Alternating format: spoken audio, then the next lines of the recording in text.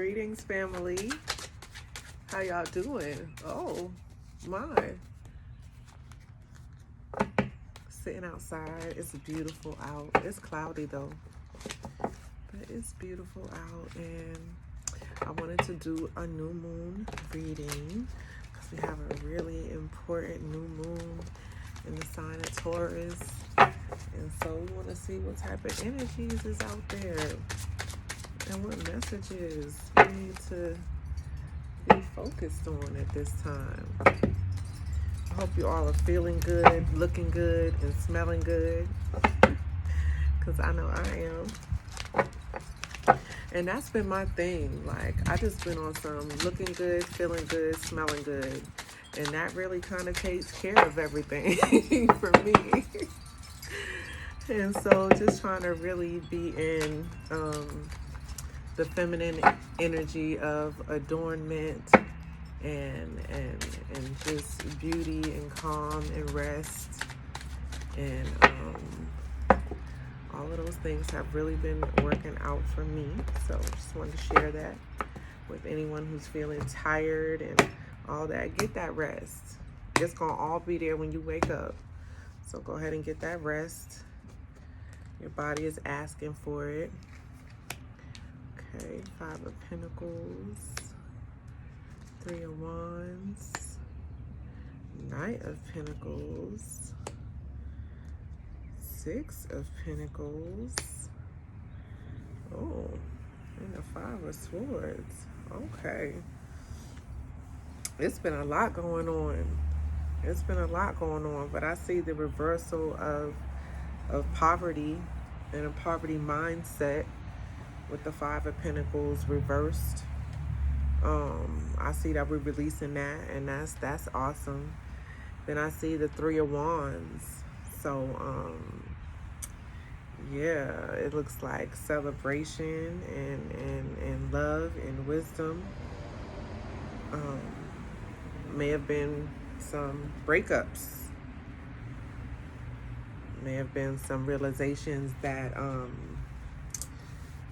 people's energy levels just didn't fit, right? So just trying to come out of that space of blame and realizing that there is no one to blame. We are ourselves are responsible for all the things, and just taking responsibility for that and not having anyone to blame and not trying to demonize anyone because the energies just didn't sync, you know?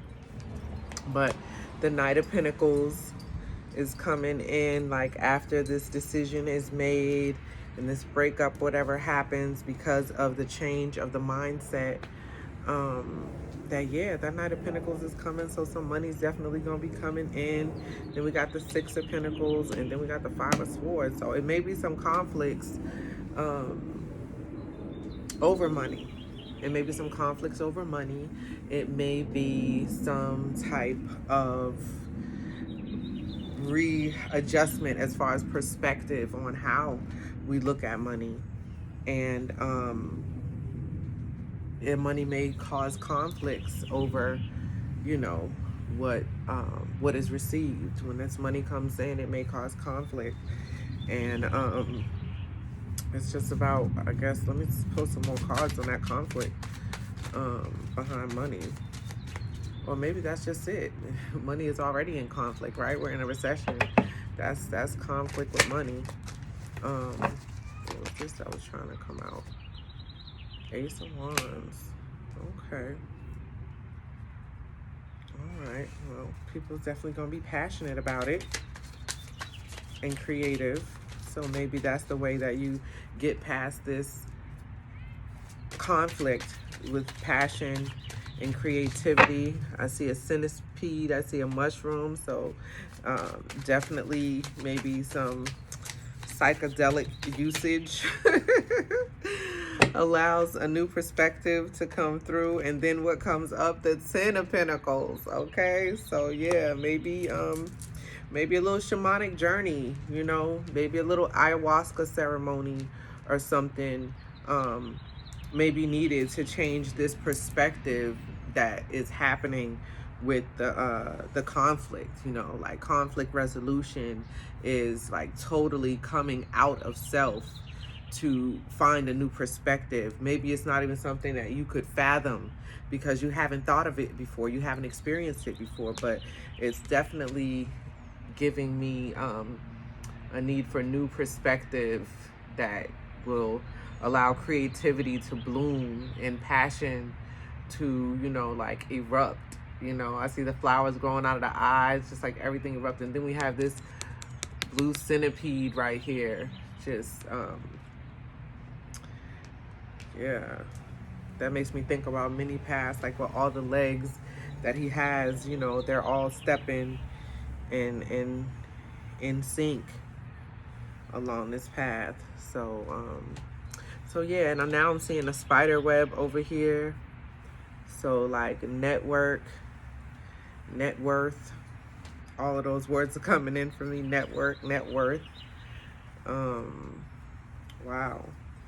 Yeah, this card is really opening up for me. So yeah, your net worth and your network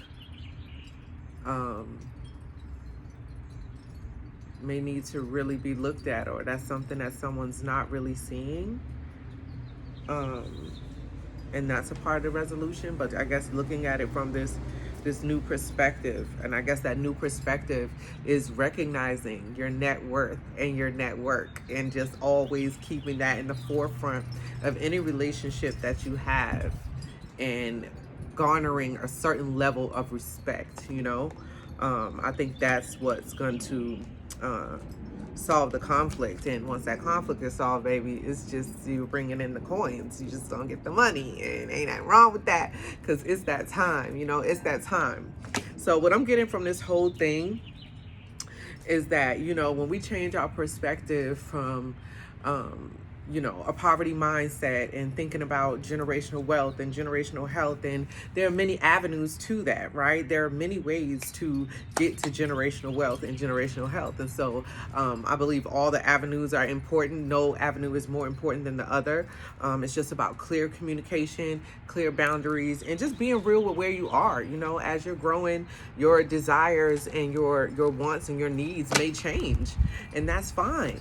That's fine, but we definitely have to articulate that, you know, with those people around us, and having that emotional intelligence to really be able to break things down and communicate with each other efficiently is really going to help us all secure the bag. It's going to allow us to really be real community, where we hold each other accountable and we're able to actually do things, and not soon as one thing goes off, we just cut everything off. And that's not the way community works. You know, we're all learning and growing, and we need to give each other that grace and that space to be able to grow, because sometimes we grow in different directions and different things that we love and care about, you know what I mean? And if that's the case, then, you know, let's just be honest with ourselves, honest with others, and say, hey, you know, I used to want to do this. I'm not feeling the passion for it anymore. So now what? You know, I'm kind of trying to figure myself out. And that's fine. That's actually beautiful. That's growth. So don't feel like you're stuck to anything, because you have the ability, like a river, to flow into the next shore that gives you the upliftment and excitement that you desire, right?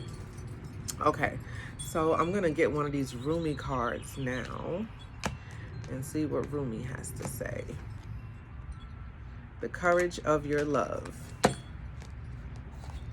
38. Oh, I'm missing a card. 38.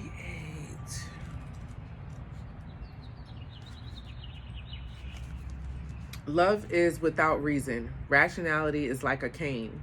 Judgment needs a cane because it is blind. When love arrives, thought dies in its shadow. Love is the sunrise, while thought is only a flashing light. I do not bleat at you like a sheep, for to startle you from slumber, I need you to roar like a lion. You must awake, beloved. There is no time to waste, for the wolves are circling, hungry for sacred flesh. So I shall roar mightily, and although at first you recoil in fear, soon enough you will see the wolves. You become aware and grateful to have been thus awoken. Ah, yes, you remember that you have a precious human life to protect. You fear me no more. You thank me. You jump on my back as if you were a warrior astride a wild mount. You roar then along with me, awakening the others as we cause the ground to rumble, disturbing those even in their deepest slumber.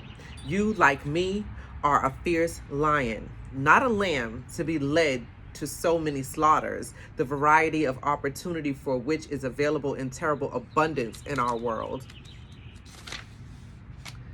There is a Sufi story about a mother with her breast leaking milk. She loses her child, and once she finds him again, instantly lets him suckle for as long as he needs. A Sufi master nearby says to his students, "Do you think she would throw her baby into the fire?"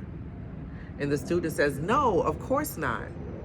And the master replies, "Allah loves his children more than she, with enough tenderness to throw them into the fire."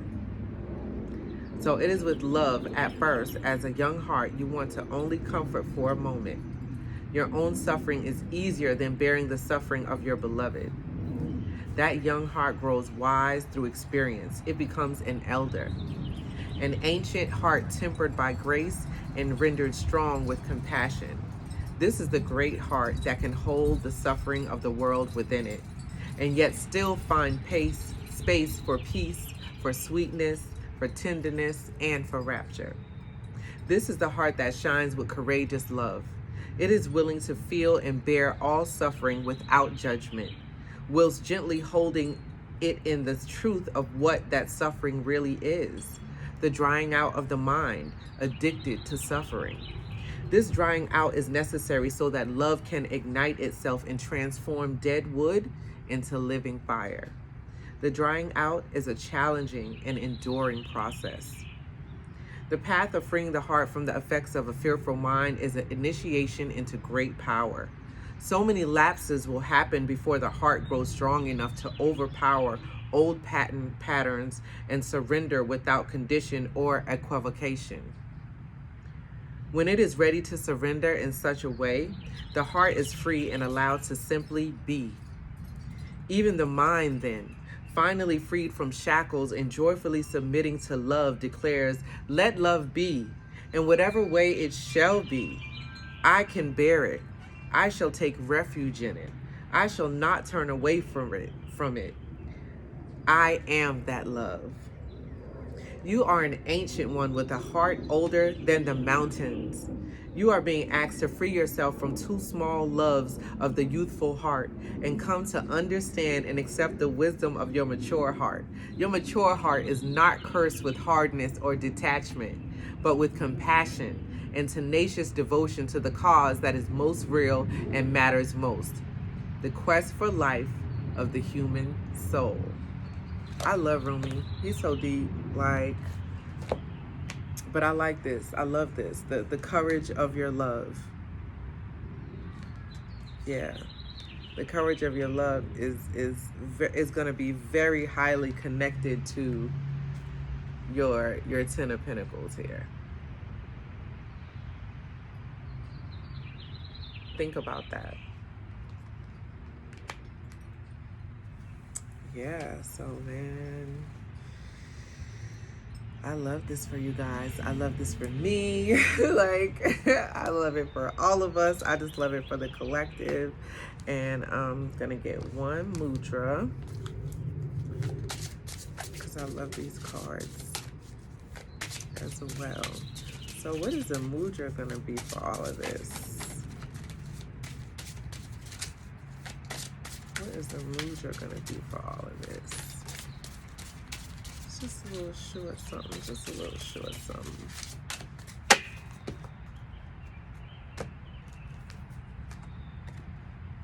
Spaciousness. Akasha Mudra. And it's that royal purple violet flame.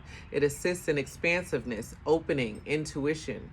It releases tension in the face, throat, and shoulders, directs energy to the thyroid and parathyroid glands, relieves chronic tension in the neck and shoulders, enhances intuition and hearing. The element is space, air. Bring the tips of the middle fingers to touch the thumbs. Extend the other fingers out straight. Rest the back of the hands on the thigh. Relax the shoulders down with elbows slightly away from the body. Spaciousness, and your focus is, spaciousness allows me to open to new possibilities. Now let me see how we're doing this here.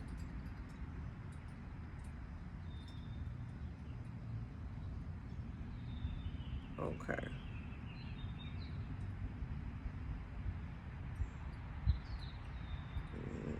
They're doing too much. Okay, yeah, this one. And then you're supposed to rest it on your thighs. Akasha Mudra. Spaciousness allows me to open to new possibilities.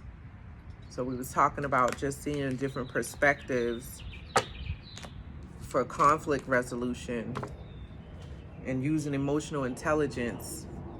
And so if you already have a lifetime of conditioning on whatever you've been conditioned about, right? In order to take on something new, you have to release something and let something come. So this mudra right here helps to create space for emotional intelligence, for conflict resolution, for opening to the idea of taking a sacred journey or just going in for yourself to look for space to have a new perspective. Ashe? Ashe. All right, I'm Basu Black Sis Nefertim. Thank you guys for joining me and listening to this short little new moon reading. And yes, you know I'm doing the Black Moses Freedom Festival, June 2nd through the 4th, Beaufort, South Carolina, at the Beaufort County Black Chamber of Commerce. We're going to be kayaking. We're going to have black films. We are going to have beautiful black performers, beautiful, amazing, diverse vendors, and we're just going to have a blast. So come through, join us if you do. We will be glad to see you, boo.